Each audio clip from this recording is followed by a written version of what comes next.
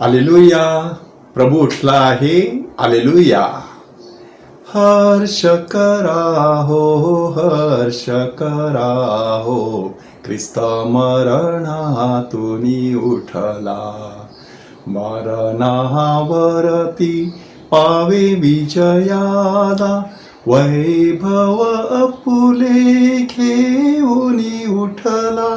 ख्रिस्त विजयी झाला. हर्ष करा हो, हर्ष करा हो, ख्रिस्त मरणातून उठला. होय, ख्रिस्त मरणातून उठलेला आहे. मरणावरती विजयी झालेला आहे.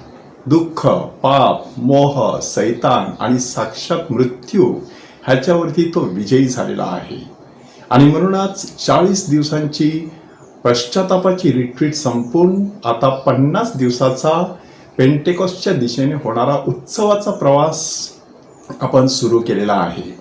आणि अशा पार्श्वभूमीवरती ह्या आठवड्यामध्ये दररोज आपण गौरव गीत किंवा स्तुती गीत गात राहणार आहोत.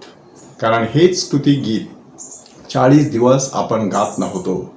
त्याचबरोबर हालेलुया हा शब्द आपल्या उपासनेतून वगळण्यात आलेला होता. आता 50 दिवस मिस्साच्या शेवटी आपल्याला सांगण्यात येणार आहे की ख्रिस्ताच्या शांतीने सा हालेलुया, हालेलुया.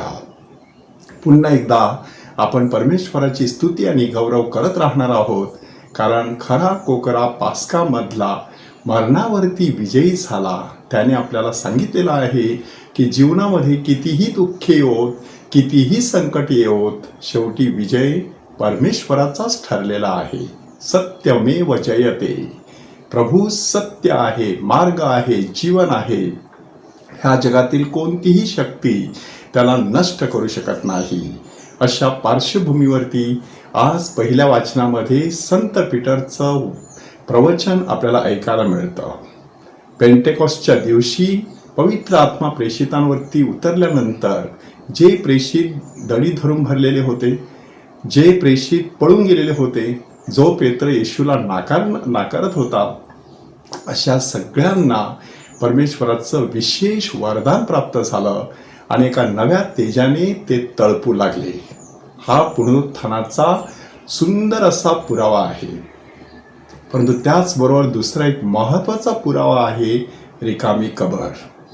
रिकामी कबर हा अर्धा पुरावा आहे. येशूचं दर्शन हा दुसरा अर्धा पुरावा आहे.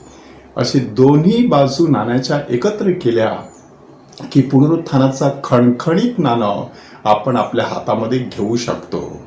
तसंच काहीसं आजच्या शुभवर्तमानामध्ये घडत असताना आपण पाहत आहोत.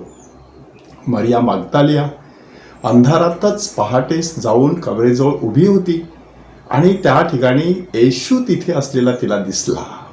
परंतु तो येशू आहे हे तिने ओळखलं नाही.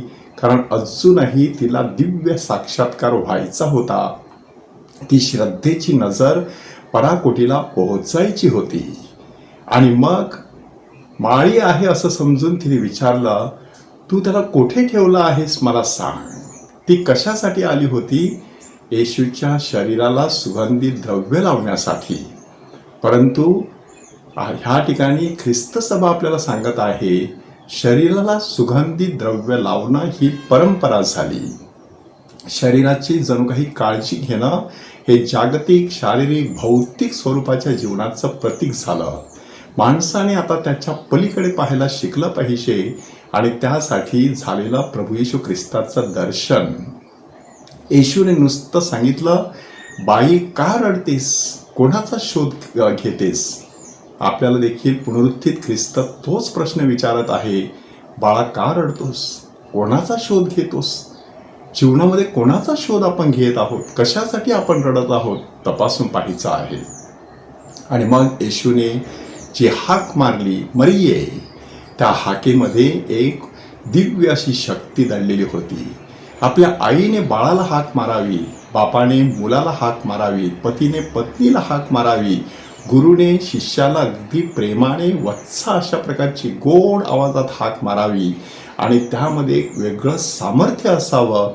तसं सामर्थ्य पवित्र प्रभू येशू ख्रिस्ताने मरिया मागदालियाला अनुभवू दिलो आणि त्यावेळेला ती त्याला बिलगण्याचा प्रयत्न करत होती, म्हणजे अजूनही ती शारीरिक पातळीवरती होती. रब्बुनी हा जो शब्द आहे, माझे महान असे गुरु, माझा महान गुरु प्रभू बनलेला आहे का तपासून पाहायचा आहे. येशू सांगत आहे की मी अजून पित्याजवळ गेलो नाही, म्हणजे परमेश्वराला प्रसन्न करणं हे जीवनातलं पहिलं कर्तव्य. परंतु तू जाऊन माझ्या भावांना सांग. एकेकाळी ज्यांना त्याने मित्र म्हटलं होतं त्यांना आज येशू भाऊ म्हणत आहे. हे रक्ताचं नातं कधी प्रस्थापित झालं? क्रूसावरती रक्त सांडून येशूने हे नातं प्रस्थापित केलेलं आहे. मरिया मागदालिया जाऊन प्रेषितांना हे सर्व सांगते आणि पोप जॉन पॉल दुसरे सांगतात, ती प्रेषितांची प्रेषिता बनली. आज मरिया मागदालियावरती आपण लक्ष केंद्रित करत आहोत. पुनरुत्थानाची पहिली साक्षीदारी म्हणून ती आपल्याला प्रभूच्या पुनरुत्थानाचे साक्षीदार होण्यासाठी पाचारण करत आहे. तिच्याकडून प्रेरणा घेऊन म्हणूया, हालेलुया, प्रभू उठला आहे, हालेलुया.